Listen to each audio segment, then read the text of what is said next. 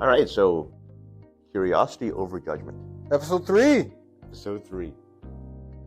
So I got this idea from a non-academic source, but one that is quite seminal for many, many people. Coach Ted Lasso. On season 1 of Coach Ted Lasso, and for the uninitiated, Ted Lasso is a fictional soccer coach that is an expert in emotional wellness and as well as his ability to connect with his players in non-conventional ways. Back to the show though. Yep. There's a scene in there, without spoiling the plot, where someone that is his adversary challenges him to a game of darts for high stakes in the soccer club that he coaches. And the person who challenged him thought that it was going to be an easy win. Like he brought his own set of darts, all of that. However, Ted then goes, because they were practicing before, Ted then goes, yeah, I actually forgot to tell you, I'm left-handed. Boom, boom, boom, boom, boom, boom.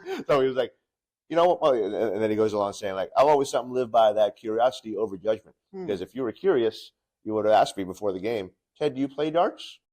And I would have told you, I'm left-handed. Nice. So that's something I want to talk about. Like how do we create that space for more curiosity over judgment? I think just having not seen the show, I think part of what you're describing there is that this person was comfortable articulating that after. So, hey, but also injecting a little bit of, hilarity in there, right? So if you had asked me and been curious, I would have still not given you the answer that you wanted, but I would have given you a real answer, right? Yep. But I think just in reality, I think he's illustrating something else. Okay, you show up and you look at somebody and you make judgment based on, again, lots to do with our identity, clothes, what they have their own dart set or not, or whatever, and then you make a judgment. And the difference, what I think this is trying to illustrate, is that do I act on that judgment, which is essentially uninformed by other than what I see?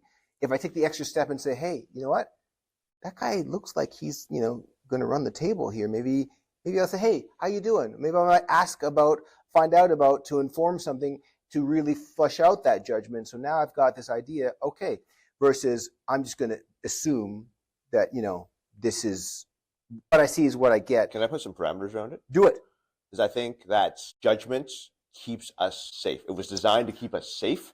To be like, okay, we're recording this downtown. Certain streets that you may wander down into, if a person who may be experiencing mental illness or substance abuse is approaching you, even me as a hopefully pretty emotionally mature person will make that judgment and use it not to judge them, but for my own safety, that I'm going to go to the opposite side of the street because I don't want to have this potentially, dangerous is probably the wrong, but like confrontational, non-essential confrontation.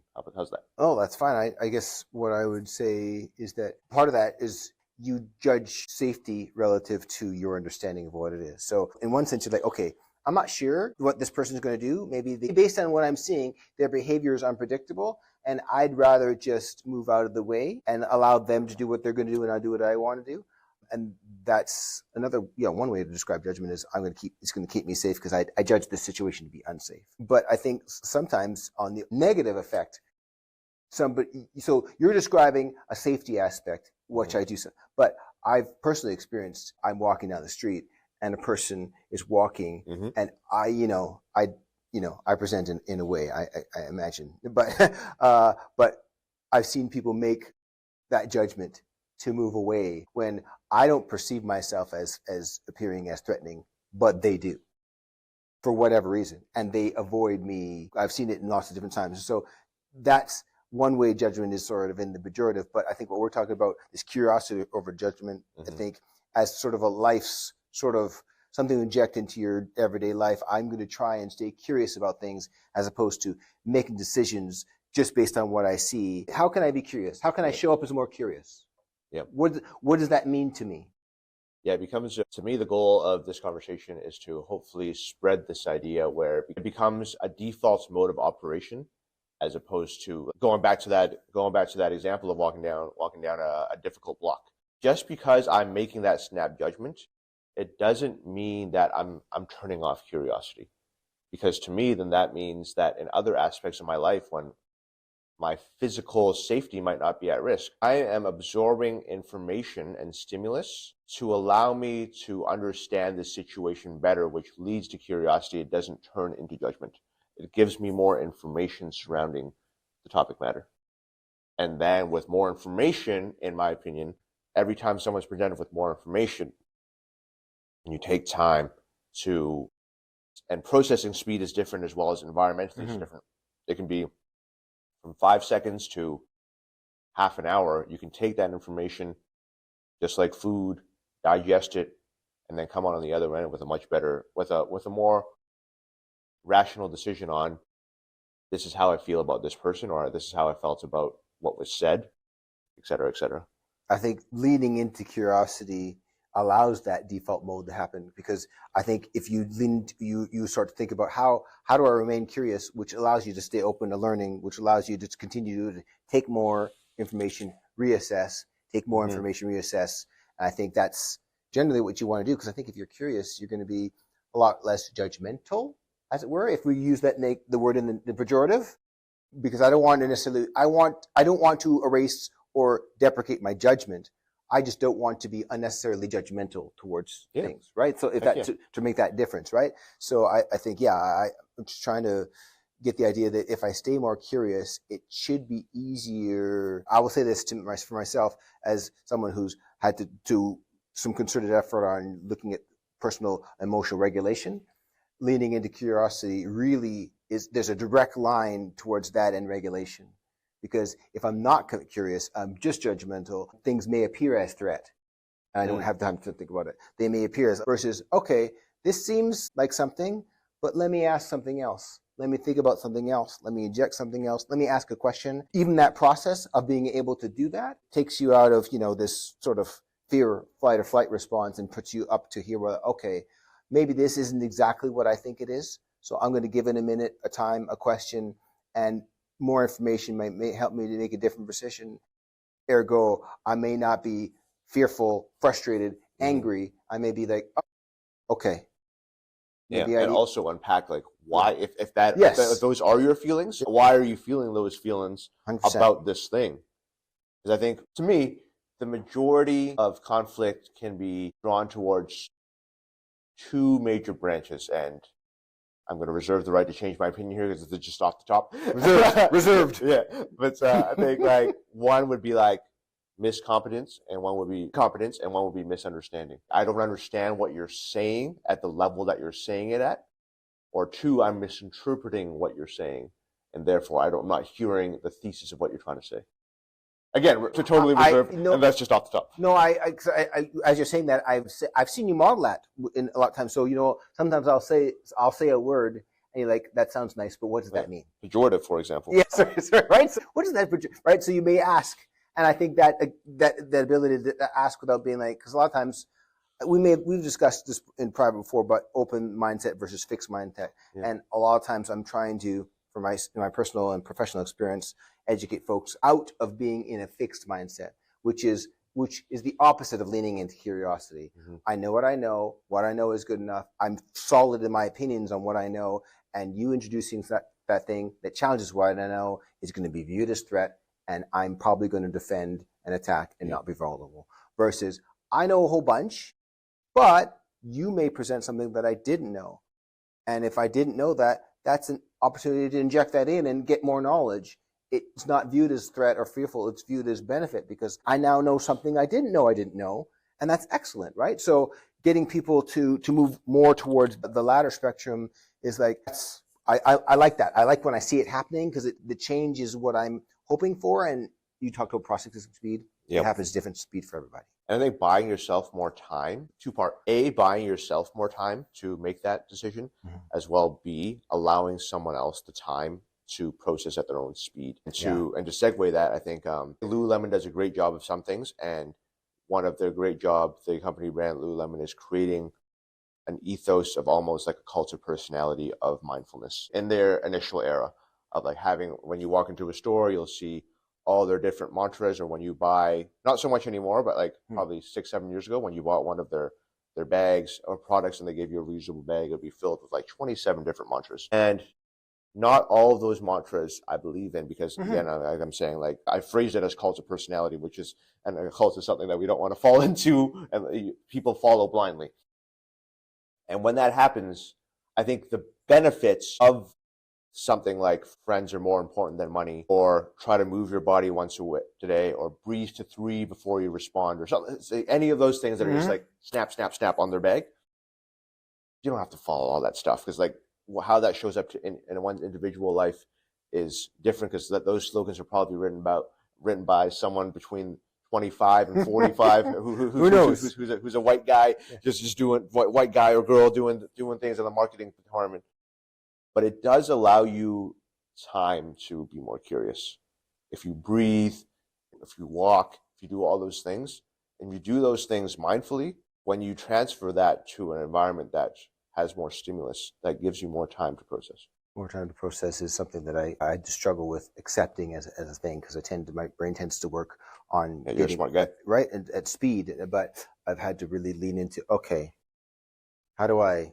And we talked about even narrative speech and things, but sometimes I think it's necessary to do it fast, but sometimes it's necessary to go slow. And figuring that out, for me, I typically lean on the speed time, and so I've had to really think about, somebody needs more time to process than I do. Again, with the curiosity versus judgment. If I say, okay, they need more time, so I need to maybe ask them a little bit more, give them actual time and not stimulate, versus judge them for not being able to come with a response as fast as I can or I would like. And so that's been good. I think that's been beneficial mostly to just try and view that from a different lens. It's like, okay, allow them to lean into curiosity, but also acknowledge that their processing time in that curious space is different from mine. Yeah, I learned that myself a couple of years ago without putting this person on blast. I was on a road trip with my family, but insert family member. We were discussing, I posed a question similar to the questions we're posing here, something that's not just how are you. Driving to Oregon that time for a basketball game. That person came back. We were discussing other things through 20 minutes that were more surface level, and then he actually went, actually, I can answer that now. Interesting. So it took 20 minutes to be like, all right, I'm going to come back to this. And I think two things, again, I'm saying two things a lot here. But to me, most things are a two-step process. Like, you be curious, and then you can actually use something for curiosity. But then in this case, I had to first create that brave space to give him the time. But B, because of the brave space that was created in the car that day, he spoke back up about that thing that was difficult for him to talk about. See, that's awesome when those things happen. 20 minutes. Right? Yeah. Like, I was just like, I forgot about that.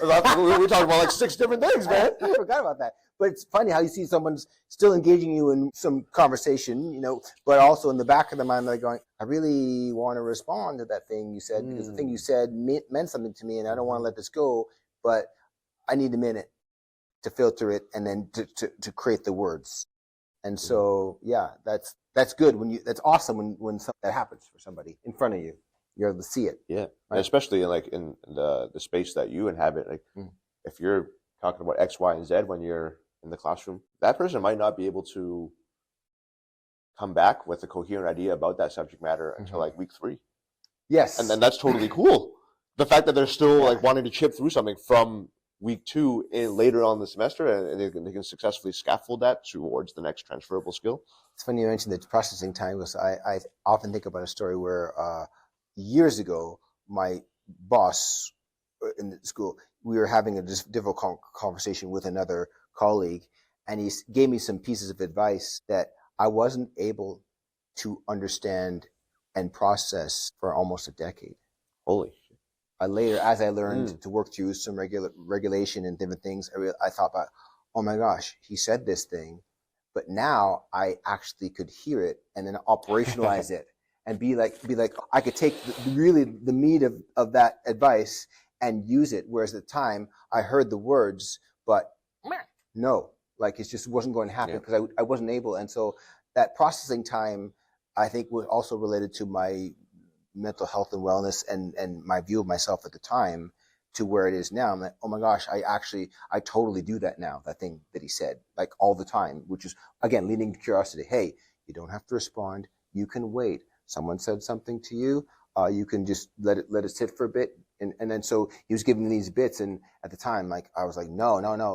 If someone says something, you gotta clap back, right? Like right away, right? Whereas now I'm like, okay, let me work through that. So interesting. Can we go into that? Like, yeah, what are some transferables that someone listening to this can take away and use? Because like for me, I would say anytime I want to dive deeper and curious and into a more curious state, my default answer to something is, I don't know, but just give me some time to find out. Yeah, I think that's a great answer. I find people who are more comfortable with self, emotionally intelligent, give that answer. And the power of that answer is that I don't know is not being said in the pejorative. Yeah, it's right? not. It's not. I don't know, but it also opens up the door for, let me find out for you, or let me find out for myself. I'm not giving up on it. It's just let me find out. Let me break down the first part. So I don't know. Sometimes in a fixed mindset, people think, I don't know, that's bad. I'm supposed to know. And I'm feeling something, anxiety, shame, because I don't know and I'm not able to give the answers versus, you know what? I don't know, but that's okay because I can look into it. I can try my best to find out. I'll think about it. And then I'll come back to you and we'll discuss it if necessary, right? And I think that part leads into, again, the curiosity. And then I'm like, okay, well, I don't know, but I can find out. I'll do the work. And then and even as I come back to you, I'm not saying that I know or 100% sure. I'm saying, based on what you said, this is what I understand. What about this? This is just a better set of information I have now to have this conversation as opposed to before. Exactly. And then now we can use that towards another rung on the ladder, and we can take it away again, or depending on what the subject matter is, that could just be the end of the conversation. But at least I've thought about it, and it shows that I'm invested in what you said.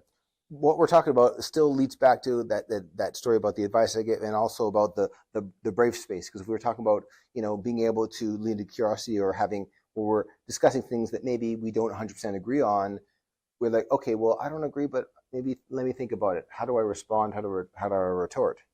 Versus, do I? Is it necessary? And also, I think I'm free to say that and know that you're not going to be angry or threatening to me. We can agree, and we can agree to disagree. And all that comes in this space where we've created this area where I'm free to do that and be vulnerable in that space. So I can lean into curiosity. I can be vulnerable. I don't have to armor up and wait for the attack to come because you disagree. I can just be in this space, and uncertainty in that is okay. There's nothing wrong with that. And so as another general mantra, I do like that because it allows you to stay open and vulnerable, stay curious, while also being able to say what you think is true and honest and right, based on what you know. Do you have a go-to strategy in terms of creating a space of curiosity for yourself? For myself, I think for me, again, it's tied back to my regulation. For me, my brain works, when I don't know, I try to create some sort of process. So if I don't know how I will respond, before I just would take it as is. But now it's like, okay, I've come to a situation, this has been said or done. The process is, okay, let me take a moment. Back to that advice. Do I need to respond? This is important. Can I take a minute? Do I need to think about it? Just injecting the questions immediately injects pause, and it immediately injects that critical thinking piece. And that, by default, takes a little bit of time. And so just that part is like, okay, that's my process that I start with. And then, okay, one of the answers is I need to respond. Then I do. If not, then okay, well, I'll think about that, or we'll talk about it later. Because I think in this day and age where electronic communication is dominant for most people, a response is still needed. But when it comes to like someone texts you, email you, I think there's still the space to come up with a better answer while giving the initial response of received, let me find out. So you're not, as the kids say, ghosting someone for hours and hours or days on end. I just don't have the answer for you right now, or I need some more time to think about this opportunity you've provided me. But thank you for reaching out to me. I think it also on the flip side has the ability to exude or display confidence. Because if you're in a position where you're talking to your boss or someone and you say, you know what, I'm not sure, but I'm going to find out, or that says, okay, I didn't have to give some kind of answer that was nonsense or BS. Yeah. I just told it like it was. I don't actually know, but I can do the work. And I think that also helps to build trust, because if you're able to be honest and display yourself that and not be like freaked out about it, then to be like, okay, well, now I know next time I talk to you or ask you something, you'll be honest about it and you'll do what you need to do versus trying to behave in a way that's supposed to suit me. Yeah. I'd rather you just be authentic and we be real and I understand what it is. Well, we can wrap this up with how we started today's commute. Actually, it was kind enough to offer me a ride, and the first question he asked was outside of hello. Yeah. Was do you like salsa? And I was like, and I actually asked him like, what do you mean, like dance or Right, the food? right. And then he offered me some homemade excellent salsa, and I took my time, and we have enough of a respect for each other. And I respectfully declined, and I said, I'm indifferent towards salsa. Thank you. Yeah, and I absolutely appreciate that, because this is world-class salsa, and I don't want to waste it on you if you're indifferent. And so it was excellent. So I'm like, okay, I offered it to you first. I'm going to see it. It was made fresh last night. But if you decline, then I have a couple other candidates who I know would appreciate it. So again, I thought that was excellent, because I'd rather someone, if I offered, hey, if we go to the bakery and I get you a prawn turnover, you might be like, I'm in. Yeah, that's what we're going after. See? Yeah, that's immediate. Immediate, right? So you're like, okay, I'll take the prawn turnover, but maybe not the salsa. Yeah, it's funny. Because I think two things, like one is it creates trust, but two, it builds credibility. Because if you're consistently saying yes or no, then that just means that, like you say, you're fixed. But then when you open yourself up to be like, actually, or actually, but, then dialogue starts happening. I'll wrap it up with this one thing I heard before, is something called the unsaid no. You say yes when you mean no, and that you actually mean no, you don't say no, it causes a problem for you. But I think in the opposite, the unnecessary yes. I say yes, yes, yes, yes. So it both, right, have their issues. And I think, again, leading into curiosity, authenticity, all these other things, if I'm free to say no and mean it and be honest about it, then I think that's better than I just pretend to say, you know what, you could have just said, yeah, man, I'll take that salsa. And then, you would present it as, I'm feeling good. Gabe took my salsa. God damn it. And then you just toss it. Versus, hey, what would that do? I know. What did that do? What did that do? You'd be like, actually, no, I'm indifferent. So no, thank you.